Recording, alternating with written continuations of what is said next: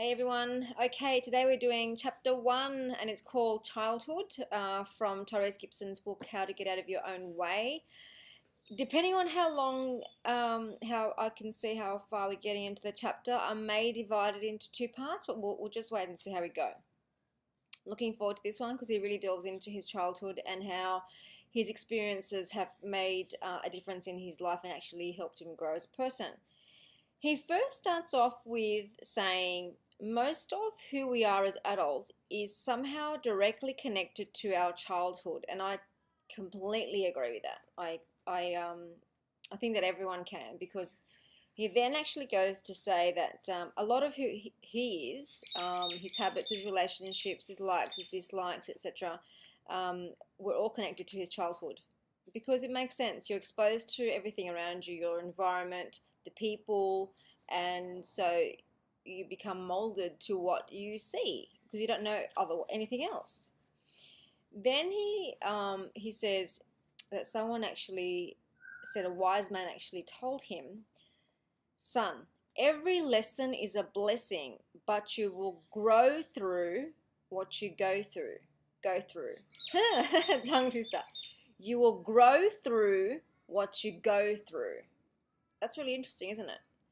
Because we've all had times that we're going through really, really, really challenging times and we don't know how we're going to get through it. And we do. 9 times out, well, pretty much 10 times out of 10, we all go through it fine. Some people hold on to stuff and it takes longer, or some don't. Some really hold on to it and don't, but more than likely we all go through it, and hopefully we learn through that. But we always grow when we learn, when we go through something challenging. Then he was saying that his mum always told him that he was a very hyper kid. Then he also talks about, which was, I think, would be really difficult to watch. His mum and his father were quite abusive, so he would actually witness them fighting, physically being abusive towards each other, particularly his father towards his mum, and he'd watch them fight and he'd listen to them fight, and he didn't know any other. That's what he was exposed to, so that's what he believed what love was about and things like that. So he assumed that because one would assume that because they're young that it wouldn't affect him and he wouldn't remember, but it actually did in a very, very big way. And he's saying, hearing and seeing my dad threatening my mother like nothing, cursing her out and beating her whenever the moment presented itself, made me believe that that's what love was. Isn't that sad? I think that's really sad, because if some of us have grown up in an environment where you have loving parents and then you see that happen. Well, when you hear people growing up and having abusive parents, where the dad physically abuses the mum quite badly, it makes you wonder how that would really affect you as a person if you were to actually go through that and witness that. And it does. I think it affects you psychologically a lot.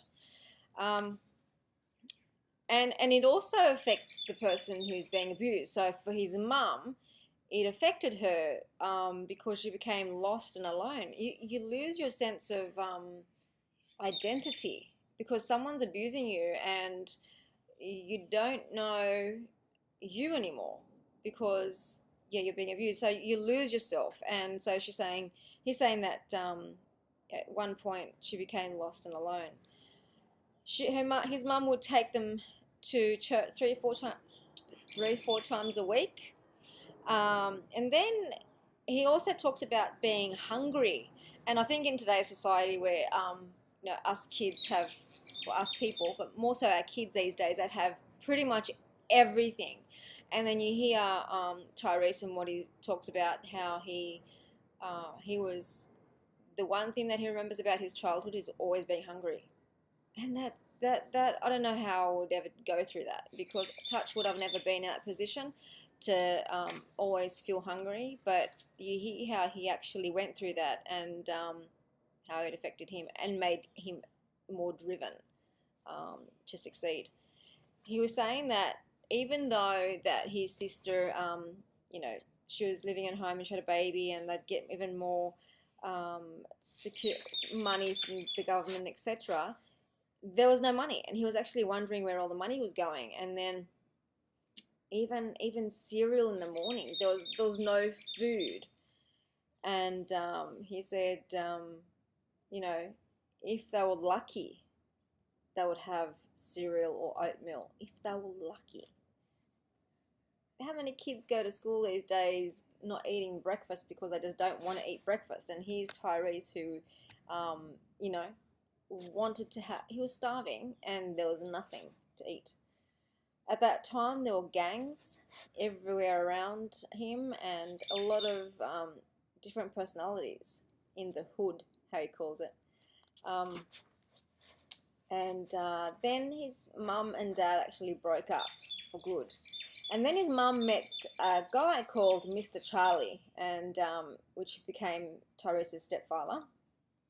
And he was retired, and he was saying that that is exactly what his mum needed, and I think the family needed as well, because he actually taught them a lot.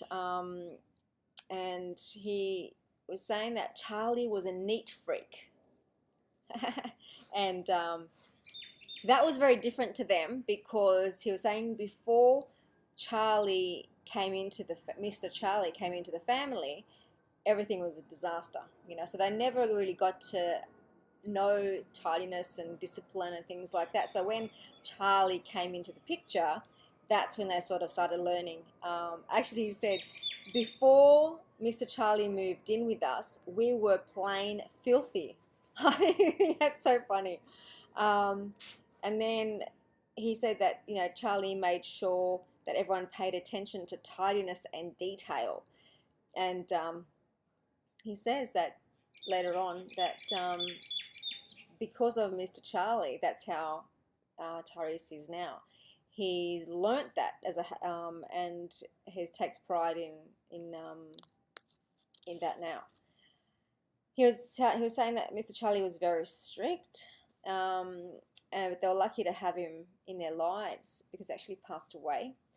And it was very hard for Tyrese because it was the very first time he witnessed death in a different way, because he'd witnessed death in the hood because there were so many killings and people dying left, right, and center. But this was different because this was someone that he'd get up in the morning and talk to, he'd eat with, he'd sing with, whatever.